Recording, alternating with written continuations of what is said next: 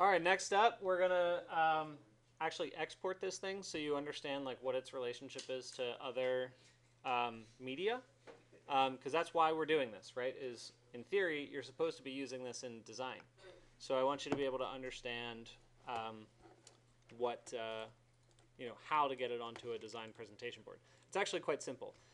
The sun path here is an object, just like anything you've built in Grasshopper, right? It creates geometry. That geometry is actually three-dimensional.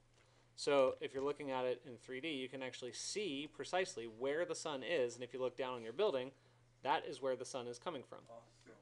Um, so we can orient, I'll show you a cool tool later. We can actually orient the camera so that it follows along with the sun and shows you your building from different angles.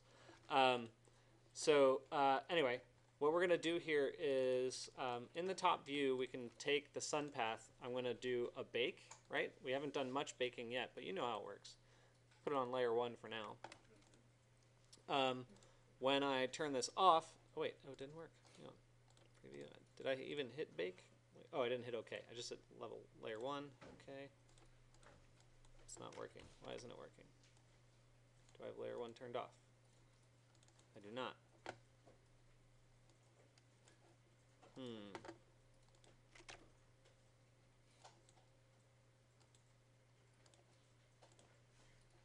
Oh, I put it on layer 1 and layer 1 is turned off. That's why. Okay, so I'm going to turn this off and now I've got actual geometry. So this does not live in Grasshopper anymore. It lives in Rhino. I can grab things and move them, right? So how do you get something like this into Illustrator in the plan view? You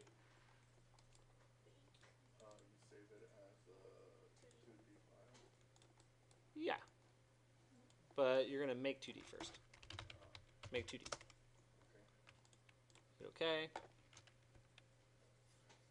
And with this kind of stuff, you generally will want to export your building with it when you do make 2D.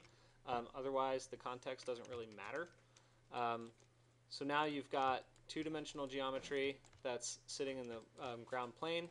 So you can actually just export that into Illustrator or AutoCAD or something, whatever you want to use it in. Okay, so that's generally it for how you do that. But let me switch this back so that we don't have that geometry. What questions do you have about that so far?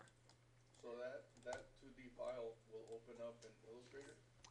Yeah, if you have to export it. Have you guys seen how to export something into Illustrator before in your classes? Yeah, I mean you just take two-dimensional geometry, export it as a CAD file, or Okay. it So may be able to export it directly into an Illustrator file. Oh, okay. But I would suggest export it into a CAD file so you can control the way it comes in to Illustrator when you get there.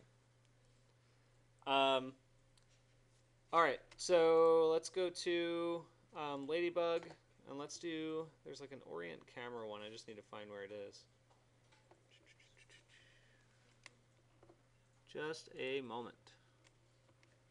So we're gonna use all these different tools in Ladybug. There it is. Okay. Yeah, we're going to be using some of these. Well, I mean, in our class, we're not going to use them as much. I'm just tasked with teaching it to you because you're supposed to be using it in.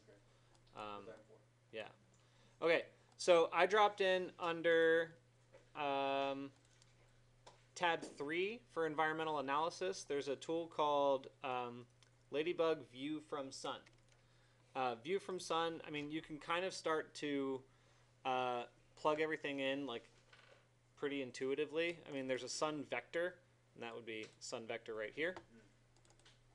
And it actually defaults to giving you like a secondary, so like while this view can rotate, it gives you a sort of secondary view to work with on this one. If I were to change, you can change some information about it like the width, the height, the center point location, but the center point location is going to read off of what I've already created and plugged into my sun path. So now I want you all to kind of look at this real quick because I think it's really important. Everyone? Everyone?